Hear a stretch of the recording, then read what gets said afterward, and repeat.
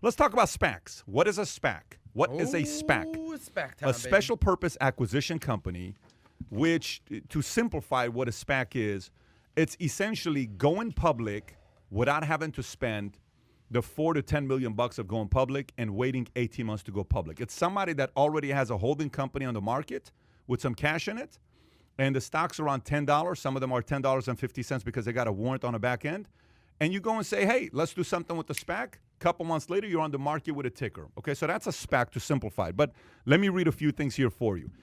Roger Lee of Battery Ventures says that SPAC used to be a bad four-letter word in Silicon Valley. Now the board of every high-profile startup is discussing SPAC as a legitimate way to go public, according to Jeff Crow of Norwest Venture Partners. The sudden burst of SPACs reminds some long-timers of the dot-com bubble in the late 1990s. Pre-revenue businesses with far-out goals are going public at astronomical valuations, and famous athletes and other celebrities are getting in the mix.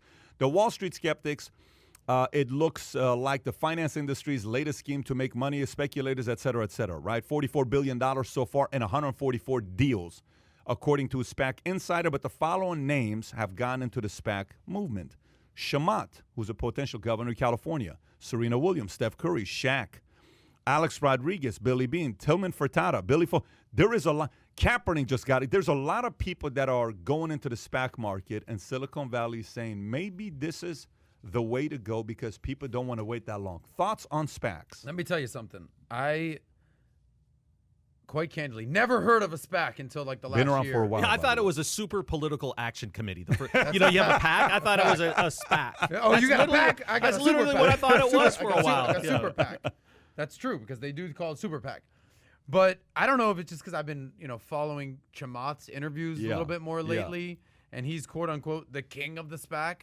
But it's starting to pop up more, and I've heard it. And, I'm covering a little bit on the finance stuff and valuetainment economics, and finally yesterday I was like, Pat, we were kind of brainstorming ideas. I'm like, what's up with all these SPAC talk, not smack talk, not we're doing here, and you were like intrigued. You were almost like thrown off. Like, well, what do you know about SPAC? You were just like, who told you about SPAC? It's just been popping up a lot more lately. So give the audience what they want. Give them that SPAC talk. What's the point here? You just have to keep in mind, SPAC is you saving time and money from going public. That's what a SPAC is. Competition to an IPO. Yeah, it's a different speed to market. Okay. Just think about speed to market. If you run a company, you're doing $50 million a year, $100 million a year, $200 million a year, whatever you're doing, and you say, guys, I want to go public. Okay, good for you. Lawyers, galore. Accountants, ridiculous. Going through a Goldman or somebody that's going to say, we're going to take a 5% fee or 10% fee or 6%, they're going to take that as well because when they take you public, they're calling their clients, so they're taking a fee for helping you raise capital.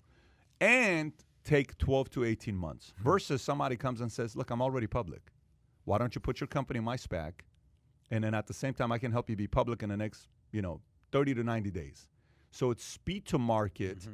But what doesn't happen is the following. Where SPAC doesn't work is the following.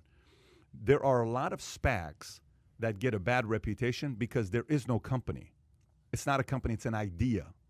So there is no proof of revenues. There's no proof. It's just, here's the idea that we have, and here's what we're going to do, and let's go on the market, and we think this idea is going to blow up and be a multi-billion-dollar company. And the market's like, but what do you have so far? When the market comes in and does the investigation, like, dude, these guys have nothing going on. Those are the SPACs that take a bad. And there's a lot of SPACs that people are going out without a real business. You have to be very careful of that. But traditionally, you got a real business, you're doing well for yourself, you got a transportation company, you guys doing $120 million a year, you're netting $10, $15 million. You're like, okay, let's go take a look at being a SPAC. Yeah, you got a real business going on. Interesting. Are they bringing in the big name athletes just for the name factor and recruiting factor and just credibility? Is that why you're seeing these guys? Billy Bean, for God's sake? You got to realize SPAC. So SPAC. So imagine you go out in a SPAC and you're a $500 million company. The guy that owns the SPAC currently, the holding company, that guy ends up taking somewhere between 15 to 20% of shares. So if you got 15%. To help you go public. That's essentially the cost it would have been anyways if you waited 18 to 20. With fees and everything. Yeah. So he takes 15%. So you go public. They say, okay, we'll let your company be part of our SPAC. $500 million. The hopes is a year later for that company to be worth what? you know, $1 billion. Yeah. If it's worth $1 billion, that guy officially doubled his 100 million to 200 million, made $100 million. Okay, then he liquidates 50% of that. Then he liquidates 25% of that, et cetera, et cetera. So there's a lot of opportunities. And by the way, for some people, like, I don't want to put my money into a SPAC. Most people that go into a SPAC, a company that goes in a SPAC, the CEO, the guy at the top, the executives cannot sell their shares.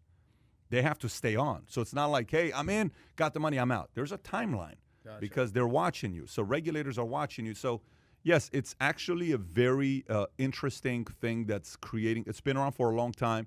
But today, a lot of people, since things are moving quickly, are very much interested in SPACs. And some of the terminology you hear always thrown around with SPAC, you always hear blank check companies. Why is it considered a blank check company? Because there's no company in it. It's just money. It's a holding company with money in it.